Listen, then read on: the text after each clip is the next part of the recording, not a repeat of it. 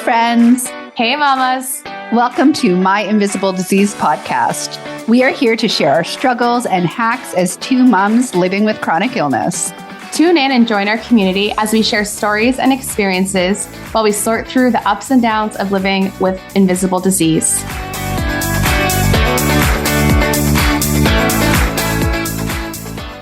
Hey, Cassie. Hey, girl. How's it going? Oh, it's going so good. I am so excited about the interview with Sue Jackson. When we first started the interview with her, she starts by saying, I was 37 and everything changed. And instantly I internalized all of it and made it all about myself. And it was eye-opening. I can't believe what she's been through with her chronic fatigue syndrome she has a different definition for it. Well, it's ME is Right. kind of what they call it. I won't butcher it by saying the full, but ME/F or CFS. So they kind of have tied another portion to that diagnosis. But no, isn't that so true? Through hearing her story, just how much I was even relating your story and your experience of being undiagnosed, of having the two young kids. In fact, Sue's experience, her kids were diagnosed at 6 and 10 with chronic fatigue syndrome as well. And it's not just about needing to sleep all day, because I think coming into this, that was the impression I had. It was just exhaustion, and there's just so much more. It's not just a simple diagnosis. Totally. So she opened our eyes, and we didn't even get to talk in depth about her book that she wrote. So how she wrote the book, what's the name of it here?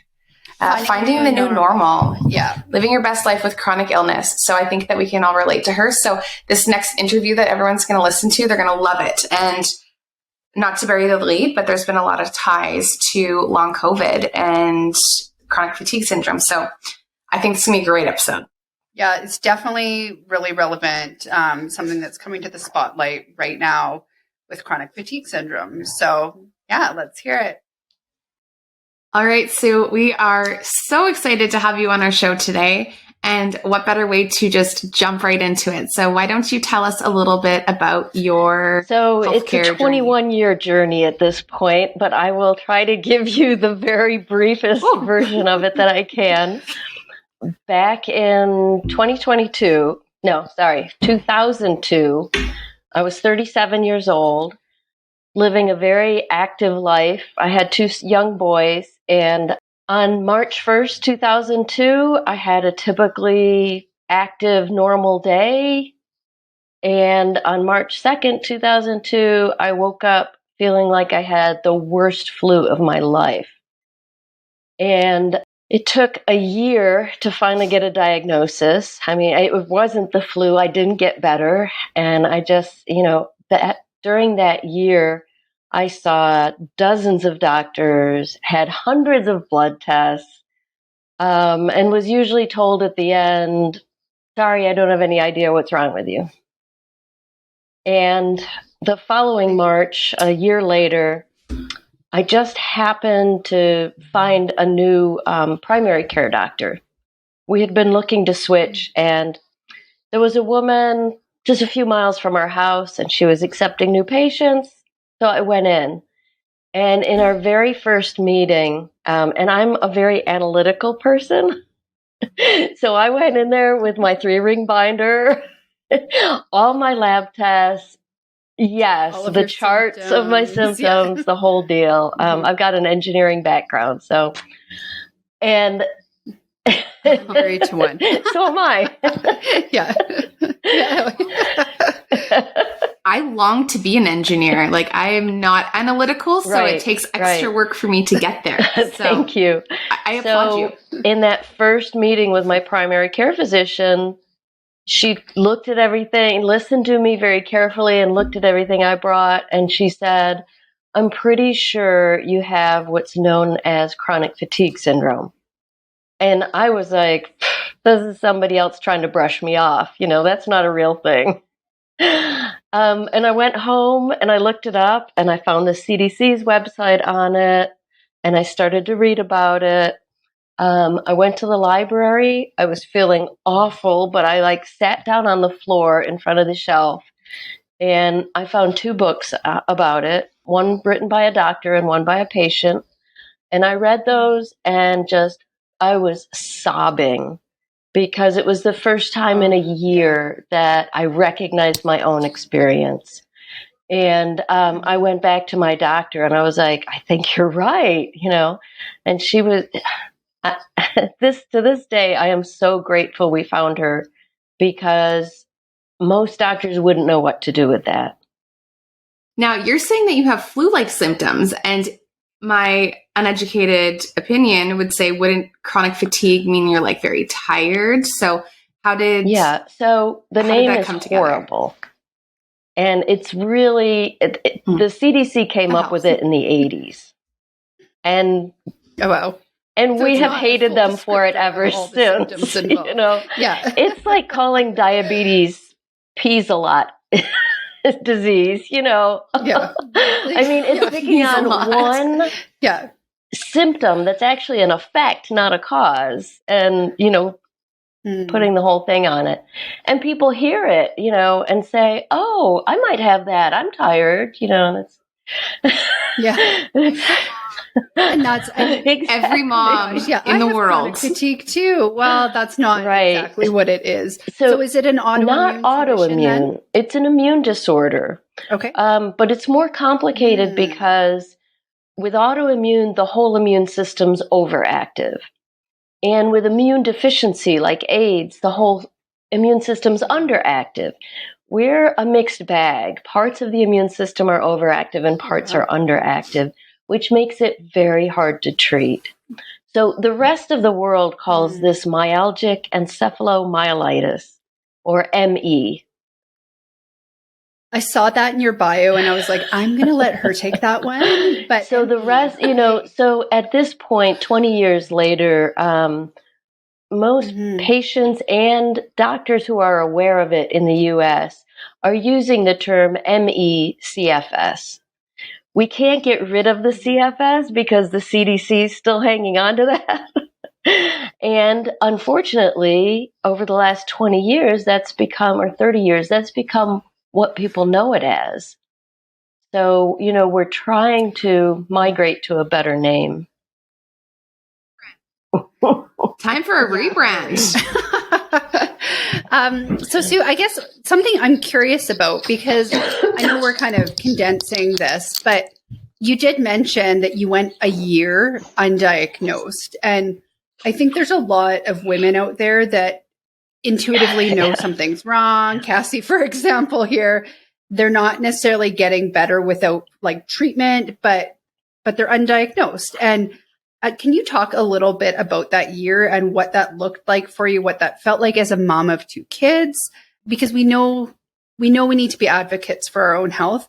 In fact, you bringing that binder to the doctor, I'm so worried about being slighted if I forget a symptom that could have been the trigger for, that next idea. So, being prepared, but what did that look and feel like for you? Well, it just felt like a nightmare. It felt like I was trapped in a nightmare. And this is very characteristic of ME/CFS. Some days I felt fine. And I thought, oh, thank God, whatever infection this was is over with and I feel better. And then, I tried to return to my normal life, and with ME/CFS people call crash, and just, completely relapse again. And there were times during that year when I couldn't get off the couch for a month. And then there were other times when I felt fine, and I had no idea what was going on. So when I read those books, and I heard other people describing this, a doctor and a patient, the light bulb went on. But it was very frustrating for that year. And I think... So what kind of treatment did you go through?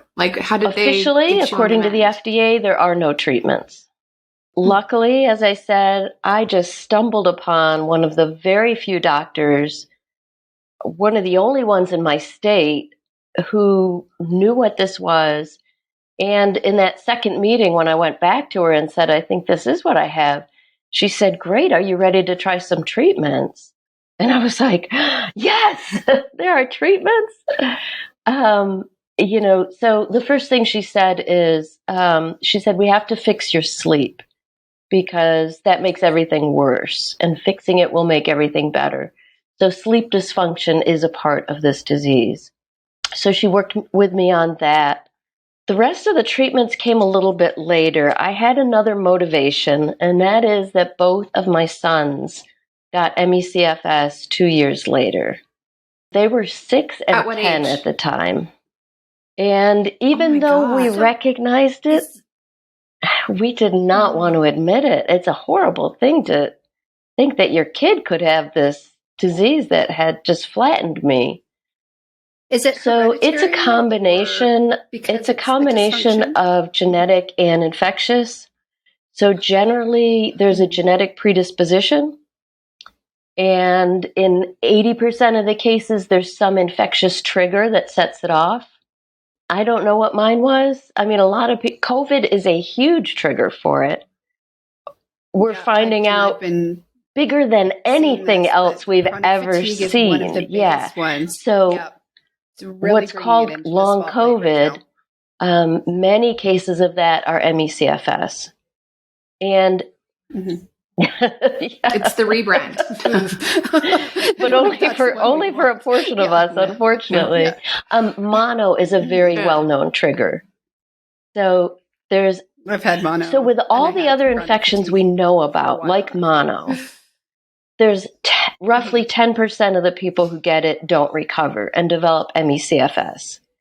With COVID, it's been more like 25 to 30%, which is, huge. We had about 2 million people in the U.S. with ME/CFS in 2019. Now I saw an estimate of 22 million with long COVID. I mean, the positive I would say with that is taking just a tiny bit of light at the end of the tunnel is that more doctors will be able to recognize it potentially when someone does have those symptoms so that it doesn't take a year for a diagnosis. It's absolutely unfortunate that trigger has been something that obviously is kind of come into the picture. Well, yes. As well as resources, right? As people with more and more numbers, they're going to start throwing money at it. How can we make this better? Some doctors are recognizing long COVID, but they still don't know what to do about it. There are about a dozen doctors in the whole U.S. who are experts and really know how to treat this. Wow. And then there are some, like my primary care physician, who, just because she's that kind of doctor, she had a couple of patients before me with it and did the extra work to learn about it and figure out what to do about it. But the vast majority of people with long COVID are being told, sorry, there's nothing we can do about it. Go home and rest. What other symptoms? So we talked chronic fatigue is a piece of it. Flu-like symptoms were there, the crash. What other symptoms did you experience? Right. So the main characteristic of ME/CFS is an intolerance to exertion, where even mild exertion makes you crash, suddenly feel a whole lot worse. And that was the ups and downs I was experiencing that first year, that I didn't know what it was, because I would do too much and then I'd crash. I'd feel awful the next day. Or maybe the crash can come anywhere from an hour to 24 hours later, sometimes even longer than that. So if you don't know what's going on, it's hard to put those pieces together. But that is the main identifier of the disease. It is also the main thing that limits us. Mm-hmm. One reason why we hate the name chronic fatigue syndrome is because it sounds so trivial. And this disease is actually completely debilitating, because if you do anything, mental or physical, you get worse. Mm-hmm. And so the best way to control that without treatments is to just do less and less, to severely limit the activities that you do. So that's how you know if you have it or not. So as a parent, so now I'm curious, You're going where I'm going. Like, parent, how on earth on a day when you're feeling a little better, doing a little better, test yourself. Take a walk, go shopping, stand on your feet cooking for a half hour, kind of push your limits and see if you get that crash within the next day or two. And so how did that affect your parenting and your relationships at the time when you didn't have any treatment? You were the guilt, I can imagine, of doing less and less. You know, how did that change things in your experience? It changed my whole life. I mean, I refer to, 2002 as the before and the after, because my life was completely different after, especially once I understood what was going on. So my husband's been wonderful. I mean, he didn't understand it either at the beginning, but he's been amazing. My sons, even before they got sick, they were very kind and empathetic toward me. I have some amazing friends that have stuck with me over 20 years, and still to this day. Last year, I had a terrible relapse. It was one of the worst years I've had in 20 years. And I still had friends, just texting and saying, how about if we bring some takeout over? Understanding my limits and being willing to work with those. We've got another set of friends who we've now been to their house for dinner like 20 times in a row. And, she does not expect me to reciprocate because she knows I was going through a really rough period. So that's been great. On the downside, when I first got sick, I lost 2 friends. They just disappeared from my life. Poof, Well, that's how I feel now. At the time, it was devastating. Why won't they return my calls? Why did they disappear? I think a lot of people have a hard time relating. I've noticed, like, as I got sick, first of all of my friends wanted to help. They're like, what can I do? How can I help you? I don't know. I'm planning on being better next week. So, I'll get back to you, right? But also, as they can't relate anymore, as you lose kind of some of your superficial friendship things, let's face it, some of your friends are only your friends because you met in high school and you outgrew them. But I think that there's definitely a common theme there when people do get sick, that you find out who your friends are, and, people surprise you that you're not expecting, that step up to the plate and really help you. And I'm glad that, you had those friends that stepped up for you and helped you guys out, and continue to do that 20 years later. And you're absolutely right. I saw a psychologist for a while. Her adult son had ME/CFS. So she was fabulous. He had gotten so sick he had to move back in with his mom. So she understood everything. And she called it empathy fatigue.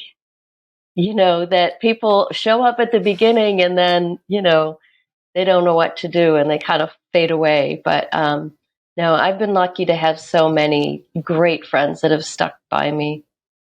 And Sue, I was going to ask a little bit. So I heard you mention, your sons having this experience, that you were seeing a psychologist for support. Obviously, now you weren't just supporting your own journey, you were supporting your son's journey. Did that lead you to find advocacy groups? Did that lead you to find resources? Something we haven't talked about yet is that you actually wrote a book. So maybe if you want to touch on that as well, just sharing your journey, that transition into now you know what's going on, you're managing yourself, your kids, what was next? So, my kid's getting sick. I mean, I am analytical. So I was looking for research and for treatments myself. But boy, once your kids get sick, as a mother, you would do anything in the world to see them, out playing with their friends again. Seeing a child go from, completely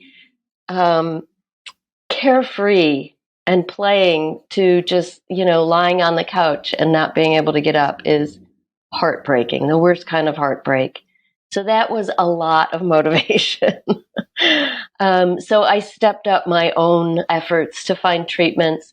I took my older son and he was much worse off. My younger son always had it milder.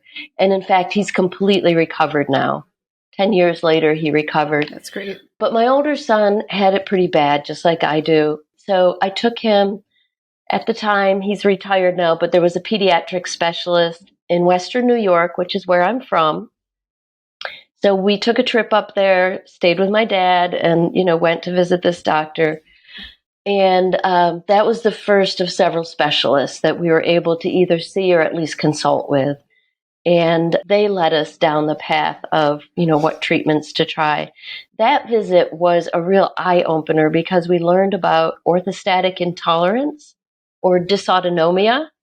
I've heard this come up on your show before. So I don't remember which guest it was, but it happens in other illnesses too. But everyone with ME/CFS has orthostatic intolerance.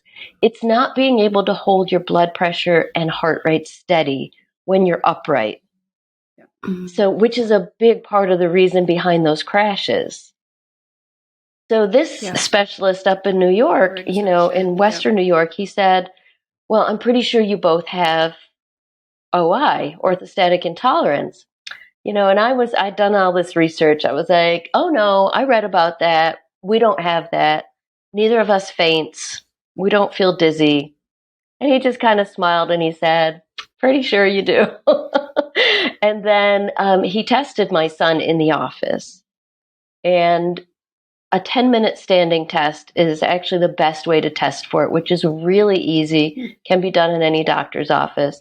So basically, you just stand, but you have to stand very still because your body wants to make up for what's happening. Your body wants to wiggle around and move and try to get the blood flowing again, but the blood is pooling in the lower extremities. So he did this.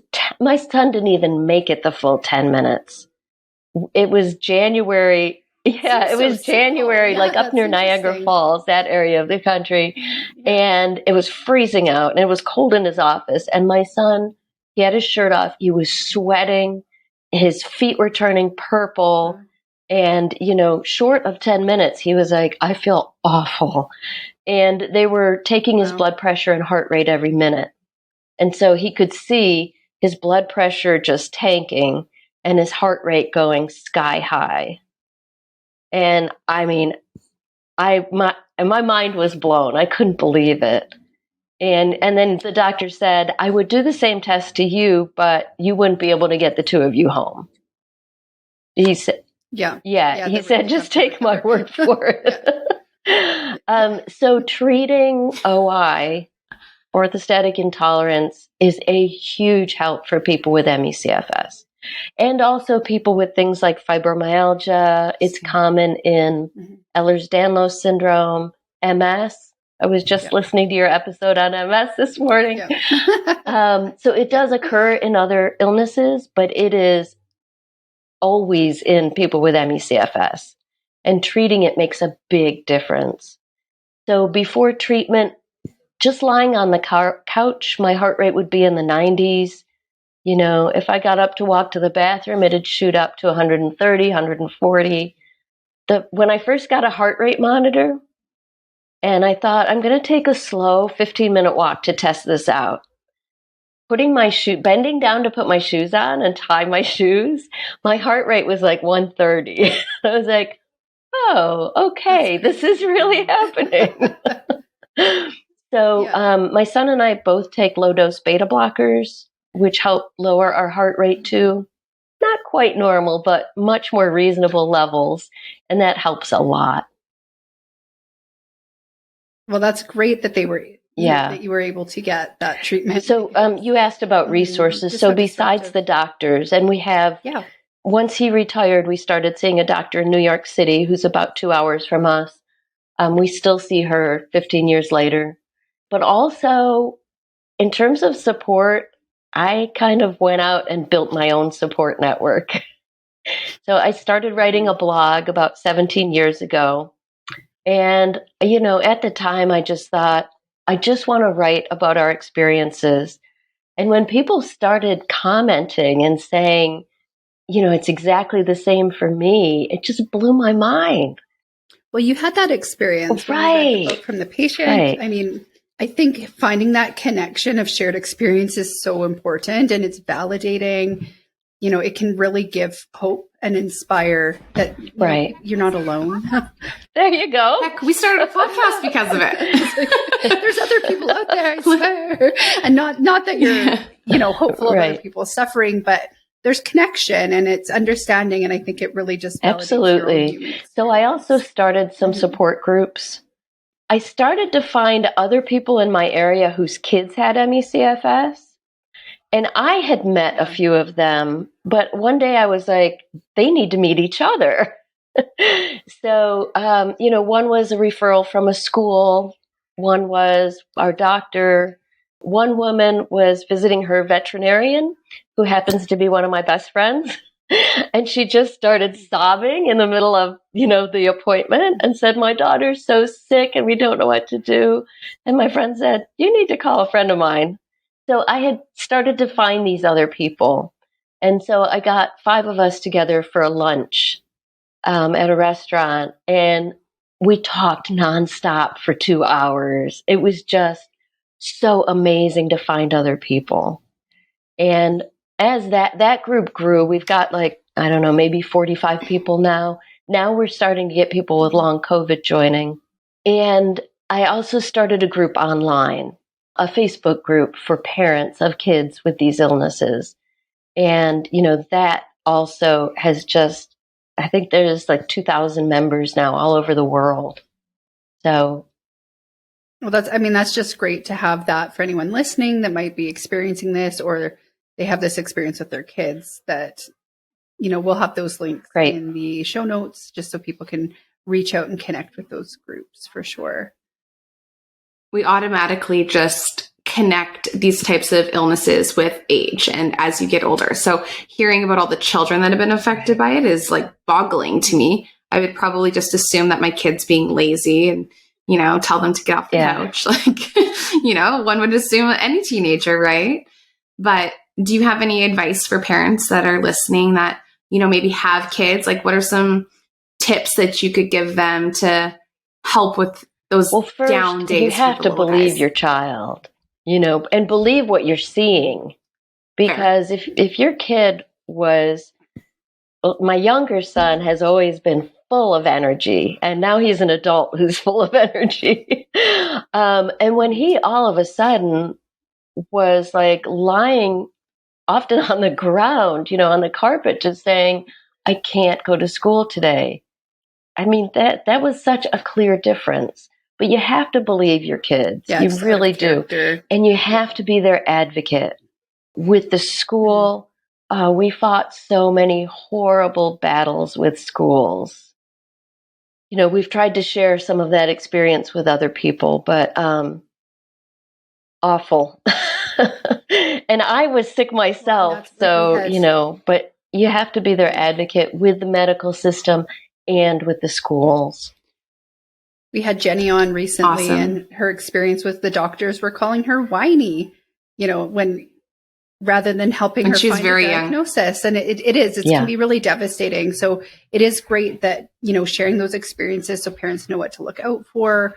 And I can just imagine the relief of connecting with other people that can share conversation and relate. Yeah, absolutely.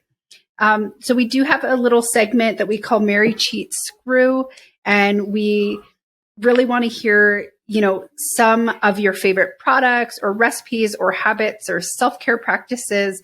If you would share with us, Mary is really something tried and true that you love. Cheat is the quick fix, or just an indulgent that you may have. And screw is one of those things that is just overrated, never again. It's the same thing that people are nagging you to do or recommending, and you're just over it. Okay. So Mary would be understanding my limits and staying within them. And, that might not sound all that fun or great, but that is the key to living with this disease, is staying within your limits. Mm-hmm. So I use a heart rate monitor. I count steps on my phone, not to try to do 10,000 a day. Yes, but to know that, oh, shoot, I've already done 3,000 steps today. That's a lot for me. I better, watch it. But yeah, staying within my limits is the thing that has saved me. And because of the treatments, I've been able to expand those limits, so it's not so horrible. Right. What's your This is a tough one for me because I live a life defined by restrictions. And, cheats can be right, exactly. The consequences of cheating for me are pretty bad. Because this involves our immune system, I've developed all these food intolerances. I can't have alcohol. I can't have sugar. I can't have dairy. I can't have caffeine. There's not a lot left. So a cheat for me is like splurging and having a dessert or a tiny little like custard cup of ice cream. Often it's sugar-free ice cream, but sometimes I'll splurge on a little Ben & Jerry's. I have developed my own recipe for hot fudge sauce that's sugar-free and mostly dairy-free, so that, so I'll take a little sugar-free ice cream from our local dairy, my own homemade hot fudge sauce, and some non-dairy whipped cream. Ready Whip now makes almond milk whipped cream. And like, this is my big, this is my big treat, or it sounds or a half a beer. And still be able to have occasionally I'll have a half a beer. Ooh. And my friends will be like, oh my gosh. Wild night. Yeah. Can I get your homemade hot fudge sauce on my Instagram? I don't think so. I'll give you the recipe though. Sounds good. And then, all right. And last but not least, what are you over? Screw it. We're not doing it. I thought a lot about this.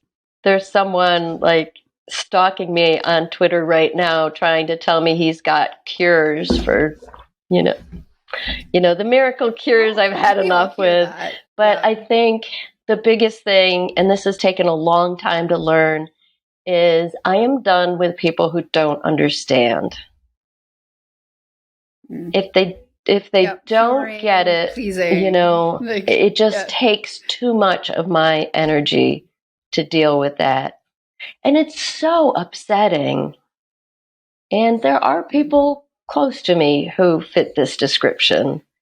And I can't cut them out of my life, but I can limit my time and my exposure. I think it does. It goes back to boundaries, and this goes back to the relationship too. People want to take action and help you. But then when you just need alone time and rest time, that sense of understanding that this isn't going to fix it, there's a lot of pressure there to almost perform sometimes. I think that's a great, I don't have as much trouble with the people who want to help as the people who want to pretend there's nothing. It's fine. Who just want to say, it's fine, everything's fine, it's not that bad. That is just hurts. It really hurts. So I just try to avoid those people. Yeah. Well, it's been such a great, place to share your eye-opening. Yeah. And just understanding, I think this is really relevant right now, especially with the long COVID coming up, tied to chronic fatigue syndrome, and someone else being able to see themselves in this. And once again, people aren't getting answers. And I think the more this comes into the spotlight, it's going to bring in more research. There's going to be more groups of support. And I think that is a really powerful piece to this puzzle. But thank you so much for coming and sharing your story. We will have resources and links to find Sue and her book, as well as and her hot fudge, the hot fudge recipe, sugar-free, almost dairy-free, in the show notes. But thank you so much for joining us. Thank you. This was really fun, and I've been listening to your podcast, so I enjoyed getting to meet you guys in person, sort of. Well, and even with different experiences, I think everyone that's living somewhat with an invisible disease can relate to something. Like there's always a piece of it that we can connect with. And even within your story of being a mom and, seeking out treatment, seeking out diagnosis, that's a shared experience with so many. Showing up with your binder. Yes, I have a book. I bring because it's just, you never know. And if you forget to say something, you're going to kick yourself in the butt for it for weeks after. So yeah, absolutely. And it's just a pleasure to have you here. And I hope that this helps for someone else that might be having a I hope so too. Thanks for having me on.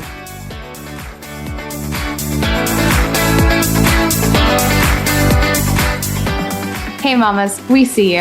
And we want you to join our Facebook community where we can connect and continue the conversation. Join our private Facebook group at My Invisible Disease, because no one should go through this alone. Thank you for listening, and check us out at myinvisibledisease.com.